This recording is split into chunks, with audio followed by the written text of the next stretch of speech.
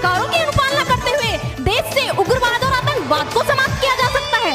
महोदय, अब तो हमारा तिरंगा झंडा भी हमसे ये पूछने लगा है कि क्या बात है भारत, आजकल फहराने से ज्यादा मैं कफन में दफनाने के क्यों काम आ रहा हूँ। महोदय, हृदय तो उस दिन फट गया जब बूढ़ी माँ अपने बेटे के चित्रों को देखकर बोली कि साहब, आप तो भर्ती में 1 इंच भी कम नहीं लेते, मैं आधा शरीर कैसे ले लूं।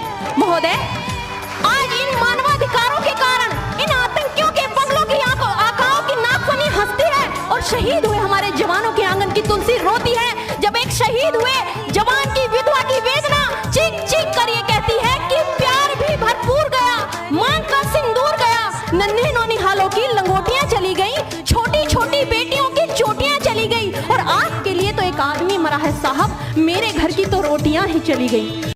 कि मानवाधिकारों की अनुपालना करते हुए देश से उग्रवाद और आतंकवाद को समाप्त किया जा सकता है।